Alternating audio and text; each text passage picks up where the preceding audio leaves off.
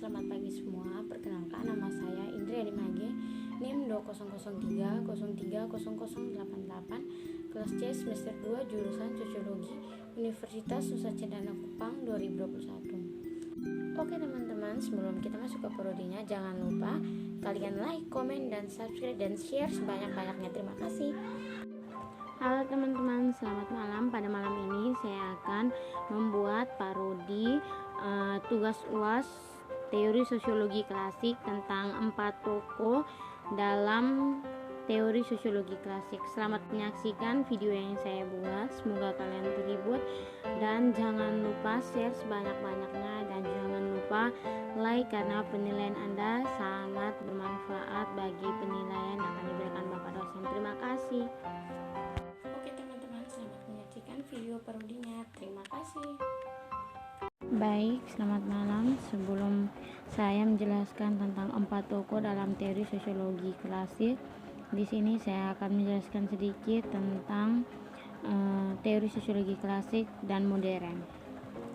Yang pertama, sejak Auguste Comte, teori sosiologi terus berkembang dan mengalami berbagai perubahan penting sejalan dengan usaha yang terus-menerus oleh para ahli sosiologi untuk mengkontribusikan berbagai model kenyataan sosial dengan perspektif ilmiah, yang dimana pada awal perkembangannya sosiologi didominasi oleh para aliran-aliran teori alternatif. Pergeseran ini mencerminkan pertumbuhan sosiologi serta perkembangan akademis yang diakui. Tetapi di sini bagaimana kita memahami hakikat sosiologi itu sendiri, yang dimana bagaimana cara mengembangkan dan cara menilainya.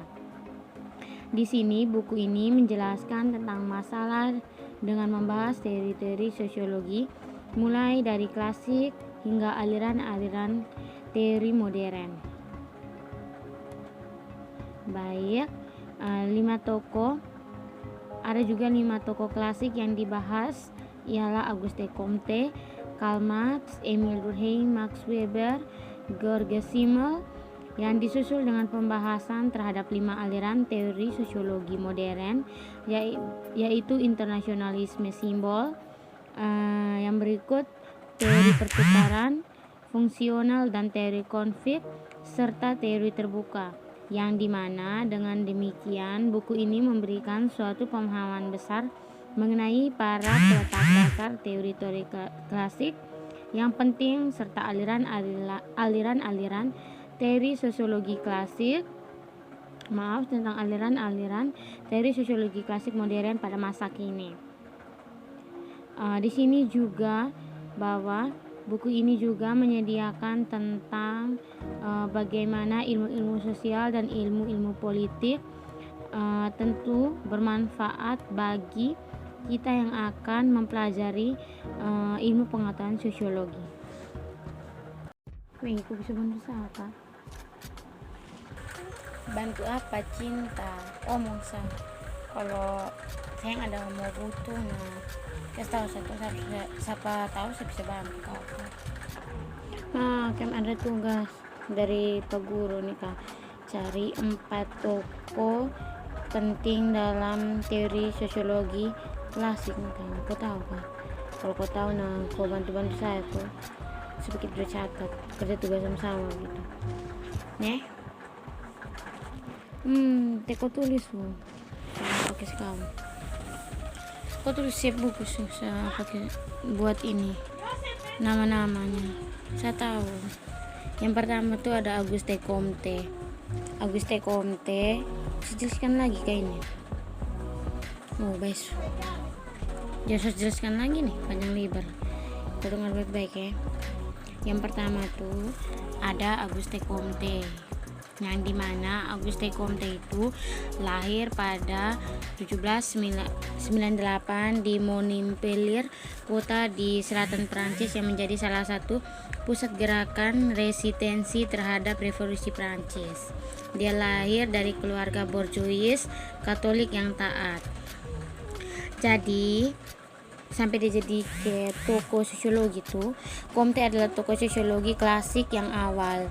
Ideologi Dia punya ideologi positifme Comte itu menyusung keyakinan bahwa masyarakat dapat dipahami sesuai dengan hukum-hukum ilmu alam. Itu Comte punya. Yang berikut ada Harriet Martineau, yaitu dia lahir pada 12 Juni 1802 di Inggris. Dia juga merupakan salah satu intelektual perempuan awal yang mengkaji teori sosiologi klasik secara komprehensif, yang dimana dia juga menerjemahkan karya besar Auguste Comte tadi dari bahasa Prancis ke bahasa Inggris. Dia fokus sosiologinya tuh adalah prinsip-prinsip moral, nilai masyarakat dalam kaitannya dan struktur institusional, relasi sosial, dan pola perilaku yang tampak secara empiris. Baca terus, saya ada tulisnya. Baca terus ya, saya tulis terus. Terus ada juga Herbert Spencer, yang dimana Herbert Spencer nih lahir di Inggris pada tahun 1820. Dia dikenal sebagai pencetus Darwinisme sosial karena dia tuh adopsi teori Darwin untuk menganalisis perkembangan masyarakat begitu. Spencer menaruh perhatian khusus pada bagaimana tata cara mengatur masyarakat untuk menyelesaikan masalah-masalah sosial. Menurut dia tuh kayak suatu hukum tertentu mengatur dunia sosial sehingga membuat orang-orang, khususnya para pembuat kebijakan tuh begitu yakin dengan kebijakan yang mereka ambil sendiri begitu. Terus ada juga Karl Marx, yang dimana kamu tahu tuh kalau Karl Marx itu lahir pada 1818, yang dimana di masa muda tuh dia hanya tidak hanya untuk bermain, dia hanya mengklaim diri sebagai Hegelian, atau karya Marx ini terinspirasi dari Hegel nih Kak, tentang materialisme sejarah yang banyak dituangkan dalam bukunya yang berjudul The German Ideology. Itu tuh salah satu buku yang paling pengaruh secara politik. Itu tuh ada juga buku The Communist Manifesto. Itu dalam buku yang terakhir tuh disebutkan bahwa Karl Marx nih mengintegrasikan pemikirannya mengenai politik ekonomi, analisis kelas dengan organisasi sosial yang bersama teman Friedrich Engels, yaitu Marx mencetus teori tentang eksploitasi dalam kegiatan hubungan sosial antar dua kelas yang saling bertentangan. Itu ada kelas borjuis dan proletar. Itu terus ada buku yang tentang kritik terhadap sistem ekonomi politik tuh, itu kapasitas setebal 2000 halaman kalau tersalah. Itu ditulis oleh Karl Marx, dan ada juga teman yang Engels tuh yang berkontribusi pada jilid yang ketiga, bantu-bantu gitu. Oke, makasih banyak ya Subantu. Saya tulis tinggal kumpul di Pak. Makasih. Selamat malam. Ina bagaimana? Mari masuk Ada perlu apa? Duduk. Anggap seru sendiri. Ini sama ada mau tanya. Saya kurang paham tentang ini perbedaan teori sosiologi klasik dengan teori sosiologi modern. Bisa tolong Kak bantu cari begitu? Bisa, sabar ya. Aman ada di buku. Tapi kan juga pernah belajar di SMA kalau perbedaan teori sosiologi klasik modern dengan teori sosiologi klasik itu tuh, yang pertama tuh sosiologi klasik konsepnya tuh berupa teori-teori klasik oleh para tokoh sosiologi. Tapi kalau yang sosiologi modern itu konsepnya terdapat pada aliran-aliran yang terdapat di sosiologi. Maksudnya tuh begini, sosiologi kan merupakan suatu ilmu pengetahuan yang memiliki objek kajian berupa masyarakat dan memiliki fokus pembahasan yang berupa kehidupan sosial masyarakat sehari-hari tuh. Jadi kayak di lingkungan kita masyarakat begitu.